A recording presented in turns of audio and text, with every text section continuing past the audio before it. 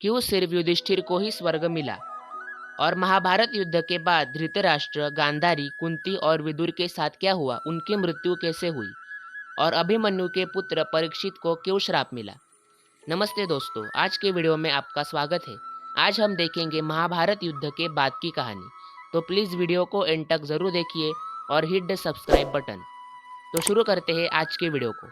महाभारत युद्ध समाप्त होने के बाद कुरुक्षेत्र में हुए विध्वंस से सिर्फ 11 योद्धा बचे, जो थे 5 पांडव, श्री कृष्णा, कर्ण का पुत्र सत्यकी जो पांडवों के पक्ष में था, अश्वत्थामा, पांडवों के गुरु कृपाचार्य, यादवों का सेनापति कृतावर्मा और एक कौरव युयुत्सु।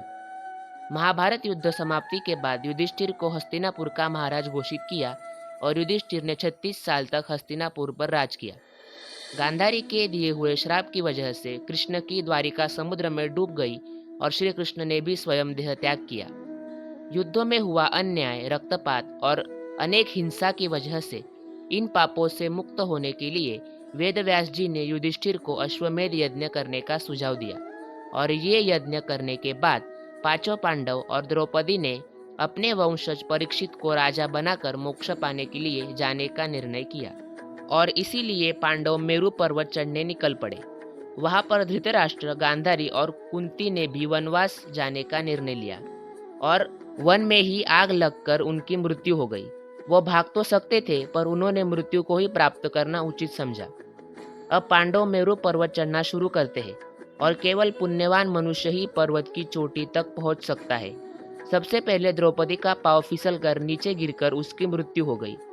इसका कारण पूछने पर युधिष्ठिर ने कहा कि द्रौपदी ने अपना पूरा जीवन सिर्फ अर्जुन से ही प्रेम किया। हमसे तो वो केवल माता कुंती के शब्दों का मान रखने के लिए ही उसने विवाह किया था। थोड़ी देर बाद में सहदेव का भी पांव फिसल कर उसकी मृत्यु हो गई। भीम ने इसका कारण पूछा तो युधिष्ठिर ने कहा, सहदेव को अपने बुद्धिमत्ता का बहुत ज्यादा घमंड था और वो हमेशा ही इस गर्व में जीता था, इसीलिए सहदेव की भी मृत्यु हो गई। थोड़ा और ऊपर चढ़ने के बाद नकुल की भी मृत्यु हो गई।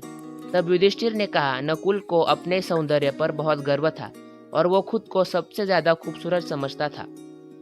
थोड़ी देर बाद भीम की भी गिरकर मृत्यु हो गई।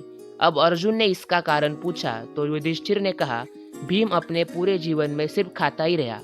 वो खाने पर बहुत प्रेम करता था, इसकी वजह से वो कभी कभी अपने कर्तव्यों को भी भूल जाता था। थोड़ा और ऊपर चढ़ने के बाद अर्जुन की भी पांव फिसल कर मृत्यु हो गई।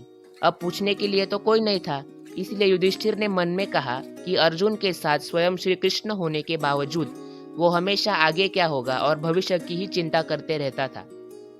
पर इस पूरे सफर में पांडवों के साथ एक कुत्ता भी था जो उनका पीछा करते करते पर्वत पहुंचा और जब युधिष्ठिर ने पीछे मुड़कर देखा तो वो कुत्ता भी उसके पीछे था। उस कुत्ते ने भी पूरा पर्वत चढ़ा, जो कि 5 पांडवों को भी पॉसिबल नहीं हुआ। बाद में स्वर्ग से युधिष्ठिर को लेने विमान आया और युधिष्ठिर को उस कुत्ते के साथ स्वर्ग और मोक्ष मिला।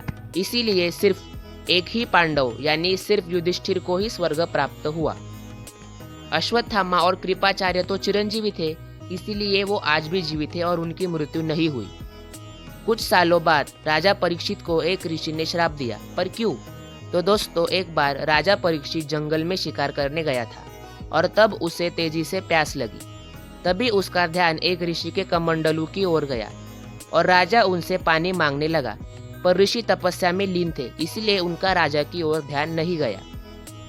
इसीलिए बाद में राजा ने एक मरे हुए सांप को ऋषि के गले में डाल दिया और जोर से चिल्लाने लगा। ऋषि ये देखकर क्रोधित हो गए और तुम्हारी अगले 7 दिनों के अंदर सांप काटने पर मृत्यु हो जाएगी, ऐसा श्राप परीक्षित को दिया।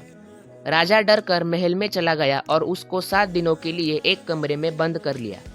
पर आखिरी दिन सांप ने परीक्षित राजा को काट ही लिया और राजा परीक्षित की भी मृत्यु हो गई।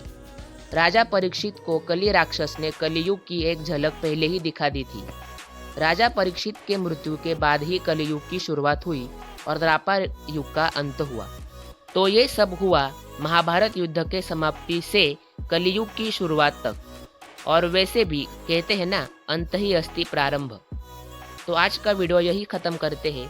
तो दोस्तों, अगर आपको ये वीडियो पसंद आया हो तो प्लीज़ चैनल को सब्सक्राइब कीजिए वीडियो को लाइक कीजिए और दोस्तों में शेयर कीजिए और बेल आइकॉन ज़रूर दबाइए।